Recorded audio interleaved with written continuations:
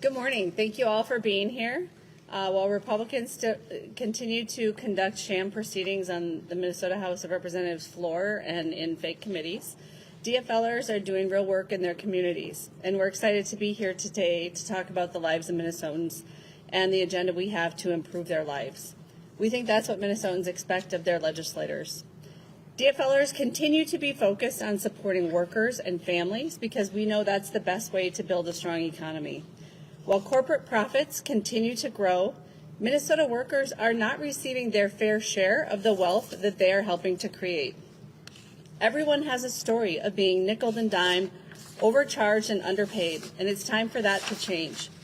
DFLers are working on lowering costs, continuing the work that we did last year on child care, health care, and housing. We want to reduce the stress that people have in their lives and build an economy with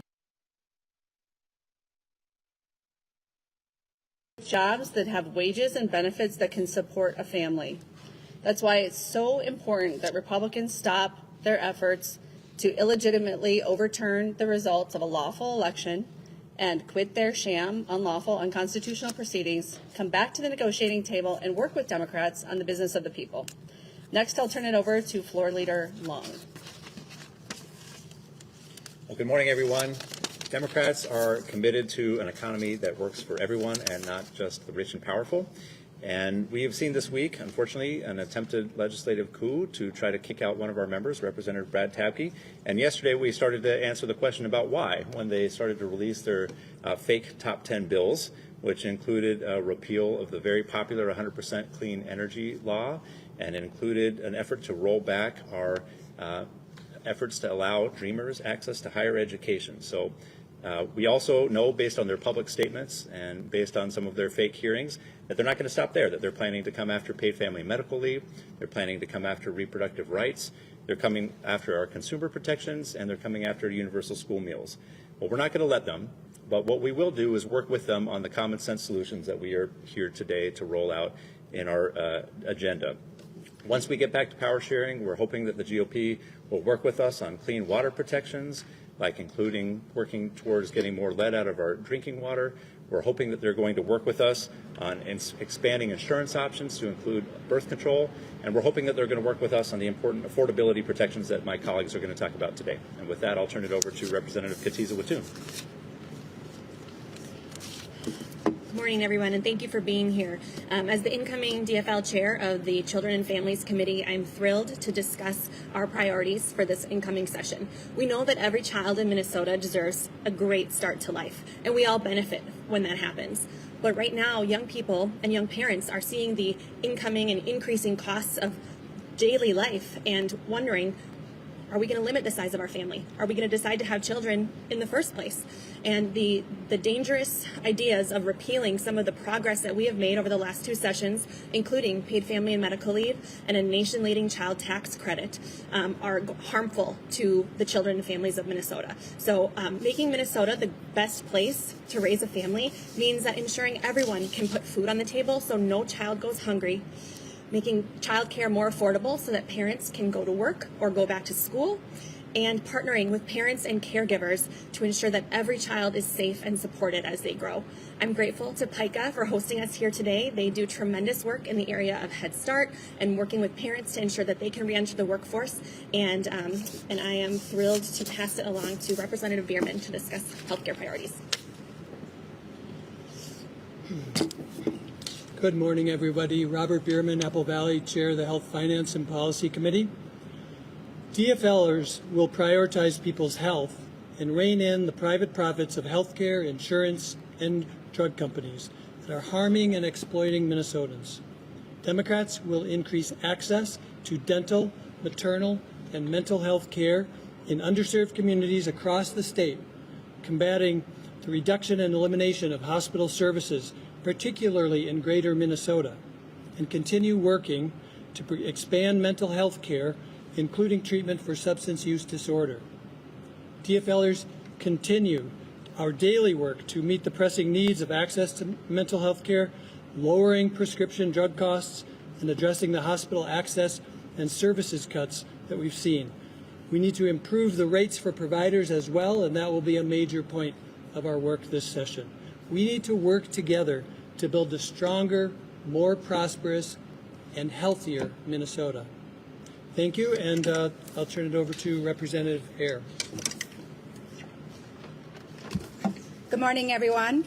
My name is Kali Her. I'm the state representative in 64A, and I'm the incoming DFL co-chair for Commerce. And today I'm going to be talking about our healthcare system. This is a very difficult system to navigate, and it is costly. Barriers prevent access to adequate healthcare, and disparities in pricing places an undue burden on families. State government has a responsibility to protect people and create a fair, safer Minnesota for all. That means working to increase access to affordable health care, ensure that consumers are protected, and advocate for policies that will lift up working families. We will defend policies passed last biennium, such as out-of-pocket price caps on prescription drugs, including insulin, inhalers, and EpiPens. These will be my priorities next year. Next, I'd like to introduce Representative Mike Howard. Good morning. My name is Mike Howard. I'm a state representative from Richfield, and I'm the co-chair of our housing committee, or at least I was before Republicans walked back the common sense power sharing agreement to attempt their legislative coup. Whether you're talking to young people fresh out of college trying to make rent, or young families trying to buy a home for the first time, or seniors trying to downsize, Minnesotans are telling us loud and clear the cost of housing is too damn high. And you know what? They're right. House Democrats are listening, and we're ready to take action in ways to make the dream of home more affordable for everyone. Underlying this challenge is a massive housing shortage, especially of starter homes and affordable places to rent. It's why the average age of a first-time homebuyer is now 37 years old, and it's why more than 200,000 Minnesotans are paying half of their income in rent. Making matters worse, out-of-state corporations and hedge funds are gobbling up single-family homes, extracting wealth and opportunity from our communities, and engaging in illegal price-fixing schemes to jack up your rent. It is obscene. House Democrats are ready to put Minnesotans and not corporations in the driver's seat to find an affordable place called home. We will jumpstart the creation of homes that Minnesotans want and crack down on the corporate greed in our housing market that Minnesotans despise. It will make a real dent in creating more homes that are affordable and desirable to Minnesotans, and we're ready to get to work. Next, I'll turn it over to Representative Emma Greenman. Good morning. I'm Representative Emma Greenman, 63A, just south of here, and I am happy to be here with you today. You heard about this agenda that the DFLers have that is fighting for the people, not power or the powerful. Minnesotans are being nickeled and dimed, underpaid, overcharged by unchecked corporate greed, power that is stealing the livelihoods and the economic autonomy of Minnesotans. Look around. People are getting screwed by corporate greed. Small businesses and family farmers are getting screwed by Amazon and Cargill, who are getting even more rich and powerful. Minnesota workers are getting cheated out of overtime and on insurance, and unemployment insurance by big corporations that are just trying to make more money for themselves. And Minnesota taxpayers are being defrauded by monopolies that suck up out of the pockets of Minnesotans and also the public services that we rely on. And we are, on Monday, going to see Trump and his Minnesota GOP partners usher in an oligarch's agenda that is literally written by a cabinet or faux cabinet full of billionaires. We are here to say enough. We must curb the unchecked corporate power in our economy that is fueled by their outsized role in our democracy. Whether it's healthcare or housing, you heard my colleagues talk about an agenda that ensures that Minnesotans will have the freedom to get the care they need, to take care of their kids, to get the housing they need without interference from corporate greed. To do that, we must pass structural reforms that curb that unchecked power of monopolies and corporate greeds, promote fairness in our markets, competition in our markets, protect working families, Minnesotans, small businesses from the abuse that we're seeing, and give market power and choice back to Minnesotans.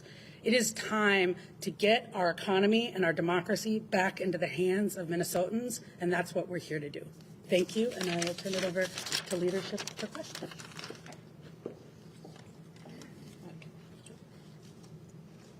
Any questions? Sure.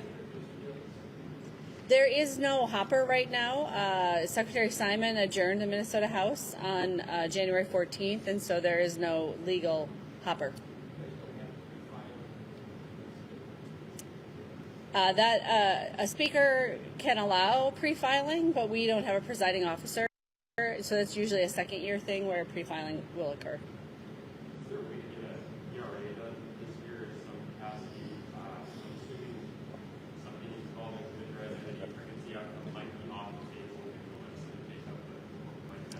Why don't we let you hear from the chief author of this year's bill, Lee Finke?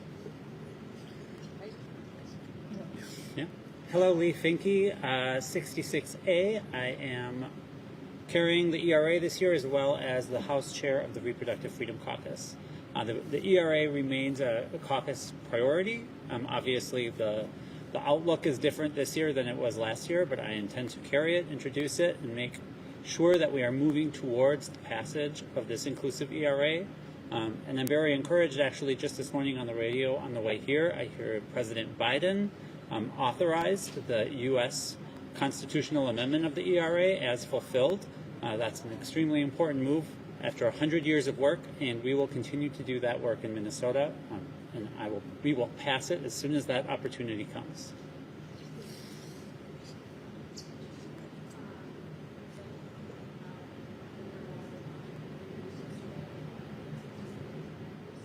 As you can imagine, we've been pretty busy in the Minnesota House DFL putting this package together and working hard to get a negotiated agreement with our Republican colleagues. So we haven't had a chance to review it in depth. Governor Walz has been a great partner to the Minnesota House DFL, and we have been a great partner to him. So we look forward to diving into the details of his budget and giving it serious consideration.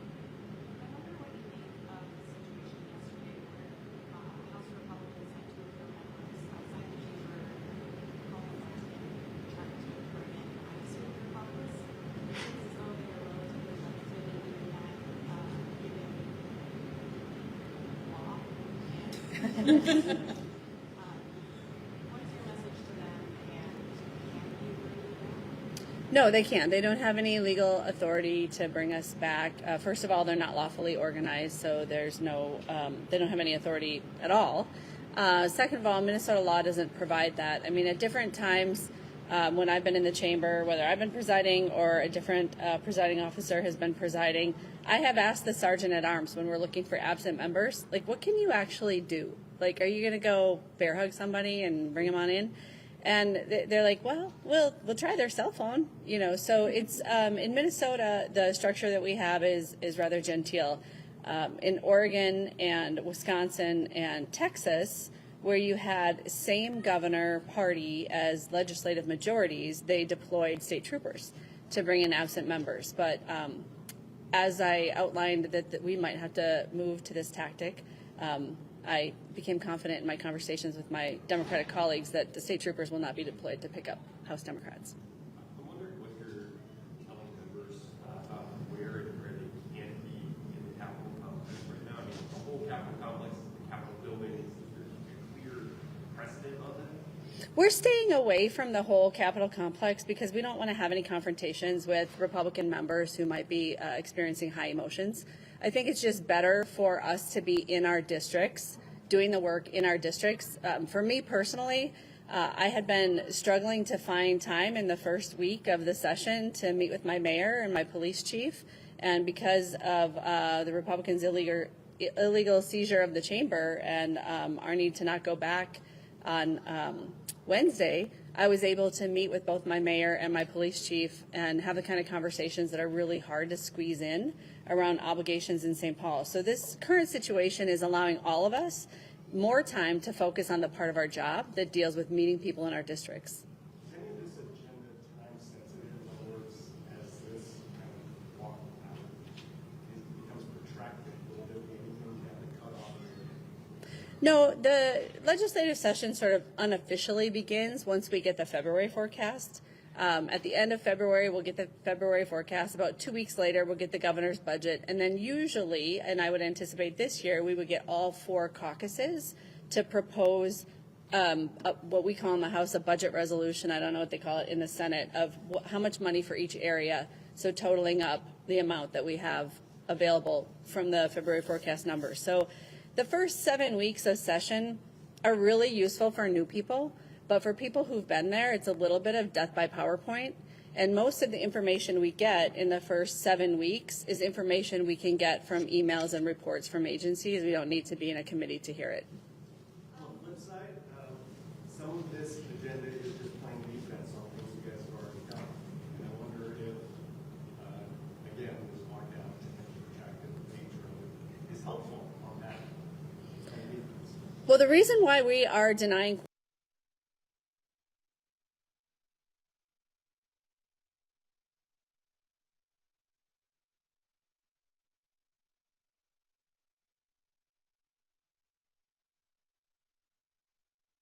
quorum is because the Republicans want to throw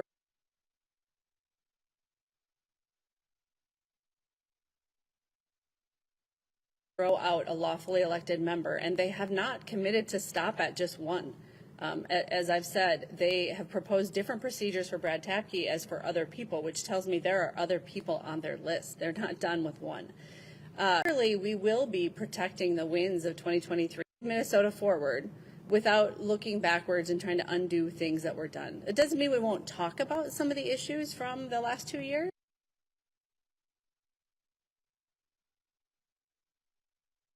Want a recount and want a trial.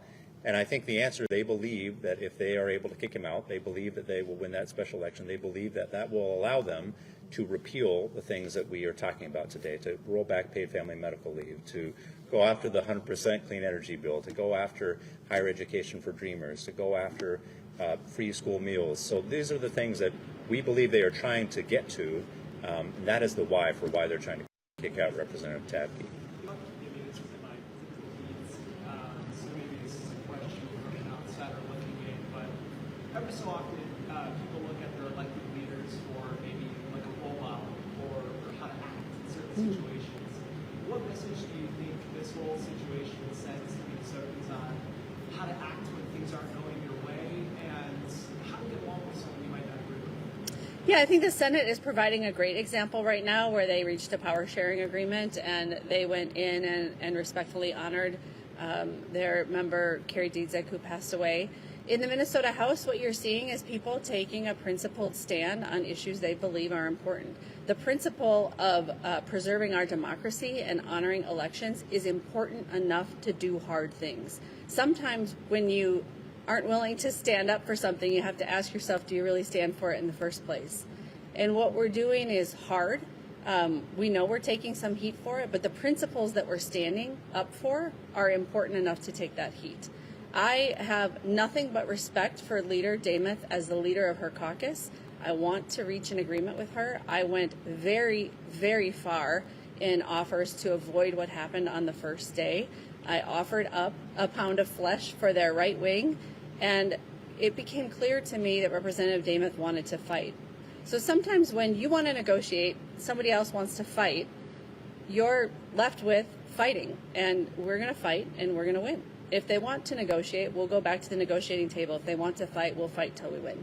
What would you say to someone who says, I elected you or I voted for you because I wanted to see you go to work and now you're not? We are working. Yeah, and at your job. We are working at our job. A very significant part of our job is meeting with our police chiefs and our mayors and hearing what's on their mind. In the first 7 weeks of the session, the amount of minutes a day we spend in session is very small.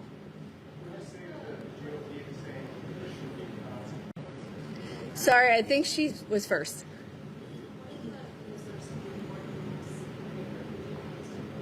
Then we'll have to honor the decision of the court.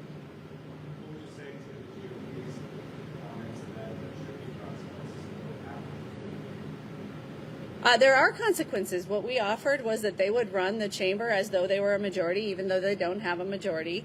They have 67 votes, but we would offer that they would run the chamber as though they had a majority. But then we would expect them to honor the agreement they negotiated of what the House should function like with a tie. Is there any enforceability to that agreement? You're talking about the agreement that you're making, that you're trying to get the Republicans to come on. If there's no trust here, what does it matter what it's on the piece of paper you agree to? Well, obviously, the Republicans are showing it doesn't matter, and they're not willing to honor their word and honor the commitments that they already made. I think that we will get to an agreement. You see this kind of conflict between the parties often. We saw it really recently in D.C. when I think Elon Musk had something to say about the federal budget deal, and so for a few days it was like, oh crap, is the federal government going to shut down? But within a couple of days they worked it out. So politics is a place where you see spirited disagreement and conflict. One more question on that. Can I just ask, how are the Republicans having those committee rooms? How are they getting access to it if they're not authorized to be there? Well, they have put nonpartisan staff in just a horrible and untenable situation because it's not the role of nonpartisan staff to determine which side is right in a dispute between groups of members. And so they have an obligation to do their jobs. They feel they have an obligation. I think there were some implicit threats that people would be fired if they didn't. Have you met with Representative Damon since the first day of session? Do you have plans to move her? No, I have not. I was on a stage with her on January 15th at the chamber dinner, and I sent a letter to her on Thursday morning reiterating the offer that's on the table. Have not heard anything back. Did they hug? No. I mean, I think post-COVID we should do away with them,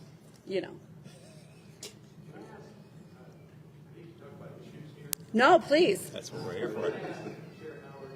Yes. Go for it. Oh, yeah. I already know what that's going to be. Issues that have apparently bipartisan support in this legislature, one of them is zoning reform to help increase the supply of housing. Is your speaker to election? This is an example of really good bipartisan work that needs to happen. And actually, it's a perfect issue in a tied legislature for both parties and both caucuses to come together, hash out differences, and see if we can chart a path forward. I think there's been a lot of conversation since last session, and that work is evolving, in part because folks from various perspectives have contributed to that process.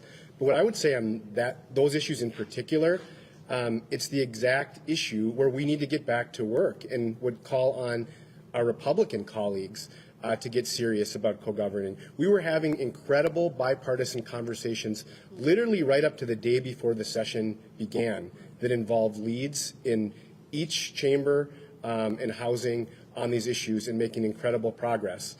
From my perspective, our challenge to bipartisan work right now is the lack of ability to come and negotiate and get to this power sharing agreement that allows those really rich, wonderful bipartisan conversations to happen that will include the Speaker and every single member of the House and the Senate.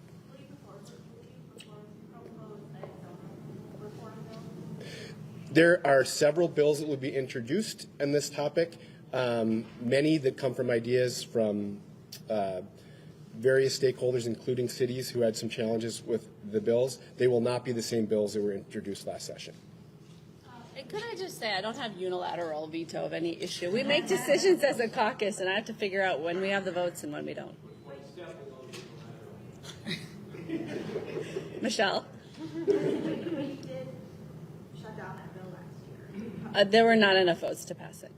Representative Portman at the Chamber of Commerce meeting mentioned that you guys aren't here until October. How likely does the special session? Well, I like I said there, when we got tied on election night, 67-67, all of us started digging through, the most difficult sessions in the past and what can we learn from that. And I think in the 80s, there was a point where they had so many special sessions. They actually had a special session going in January when the new session was called, and they had overlapping sessions. I don't know how that happened. So when there's really difficult budget problems, there can be multiple special sessions. We really, if you look at the big picture and what the work is before us, the budget problem we have in front of us today is not like the ones that they faced in those super long sessions. We have at June 30th, we'll have a positive balance of $3.7 billion. The projections in November for the next biennium was a surplus of $1.5 billion, allowing us to use $900 million to increase funding to keep it level with inflation, and then $616 million plain old surplus for the next biennium. And that's the biennium which we are legally in charge of resolving. So certainly we want to look at what we call the details, or the years in the future that we're concerned about. We want to see, does Trump choose to destroy Minnesota's economy by imposing 25% tariffs with Canada? But if the numbers hold in the February forecast, this is a budget that should give rise to a deal. This is a projection that should give rise to a budget deal on a reasonable timeline.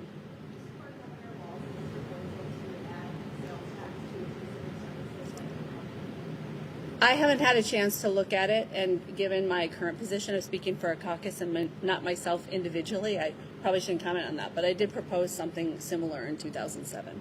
Not to hash that because it's already been hashed out, but just to kind of nail down on those negotiations. Was the Republican bid seeking grad tacky ultimate point Yes. of negotiations? Was there anything else? No, I believe every other item was resolved. Sorry to go back to more of the general things, right? Sure. And again, not my some people say we're really divided. When you look at this situation that we're in right here in Minnesota, how reflective of the overall situation in our state, in our country, do you think that it is? I mean, when we have a new administration take office on Monday federally, I mean, is this just a microcosm of what we're dealing with nationwide? And if so, I mean, how do we come to a fix before it's too late? Well, we had a very close federal presidential election. I liken it to a Vikings and Packers game where you're 3 points apart. Remember those good old days when we had Vikings games that were just 3 points apart from the other team? And, you know, the finish is really close. And so neither side should go back and say, let's fire the quarterback. We don't belong in the NFL. You know, Harris and Walz did very well nationally against Trump. The Electoral College was a little lopsided, but as you stated, this is a very closely divided country. Here in Minnesota, we couldn't be more closely divided. There were about 1.5 million votes for House Democrats. There were about 1.5 million votes for House Republicans. Now we got a few more, like maybe 45,000, something like that, but pretty close. And so we don't have any choice but to get together and to collaborate and get things done. And I do think there are a large number of Republicans that are anxious to get going on this work with us. And I think we'll be able to turn the page when the time comes. I think he had a follow-up, just real quick. I was just going to say, sorry, I'm probably making these guys frustrated because I'm asking those general questions. When you have a neighbor, right, say two people live next door, one's a Republican, one's a Democrat, they don't see eye to eye on anything, and they're looking at your situation, kind of seeing it as almost validation, you know, that, man, these guys can't get it done, neither can we can't get it done at the state, the federal, any level. I mean, what's your message to them about, like, just the ability to work with someone that you really don't agree with or see eye to eye with? Well, hopefully those neighbors find a way after they've aired their grievances to resolve their conflict. I think 9 times out of 10, that's how people function in their personal life. You don't always agree with people that you deal with, but you find a way to get along and you find a way to work things out, and we will. I think you said everything except for tacky was resolved. Does that include speakership and committee chair? Yes. Et cetera? Yes, we published the deal on committees. But she agreed to be co-speaker after it goes back to 67? Oh no, she's walked completely away from the power sharing agreement, all aspects of it. She has rejected co-chair at this moment in time. The reason why we had to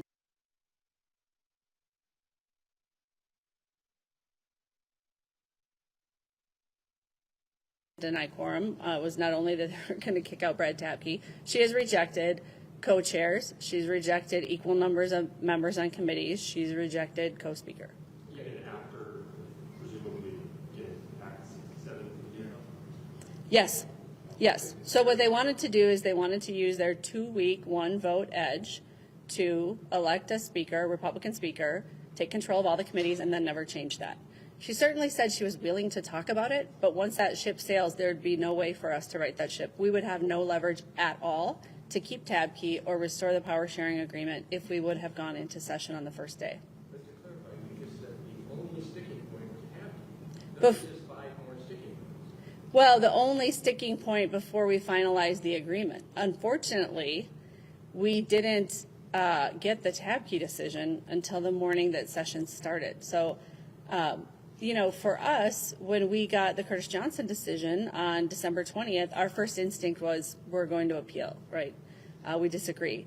We spent some time over the weekend with the decision, pretty clear, well-founded in terms of the facts and the law, likely to hold up at the Minnesota Supreme Court, likely to hold up on the House floor in an election contest. I think the Republicans need some time with that tab key decision to read it and reread it and determine, okay, if we appeal to the Minnesota Supreme Court, I think their appeal deadline is January 24th. Do we have any likelihood of success? No. If we bring it to the House floor, do we have any likelihood of success? No. So why don't we write down an agreement with the Democrats that we're not going to do that and move forward? I think they need time with that decision. They were all teed up to go down this very strange path that they chose on Tuesday. And as of Tuesday morning when they got the decision, I just don't think they were psychologically able to pivot from fight mode to understanding the decision and the choices in front of them coming from the decision. Are you confident that the Supreme Court will see things the way that you do? The Minnesota Constitution is very clear on quorum. We would not have proposed denying quorum if we didn't feel that our stance was extremely strong. The Judge of had a column arguing that you're abdicating your responsibility by putting it on the Supreme Court as opposed to having it worked out here. If the Supreme Court were to get involved, what would happen to your body? The part that the Supreme Court can get involved in is interpretation of the Minnesota Constitution. So they won't wade into the disputes in the House. But in terms of whether the House was duly organized or not, it is their obligation to interpret the Minnesota Constitution and make a determination on that. Purely legal fact. They could choose not to wade in, couldn't they? I think that's highly unlikely, particularly due to the involvement of Secretary Simon and the Republicans violating both Minnesota statutes 3.05, 3.06, and 5.05. Do you think there's a possible interpretation from the court that Cora was present, but that the House is not going to be organized because Secretary Simon is drunk? I doubt it.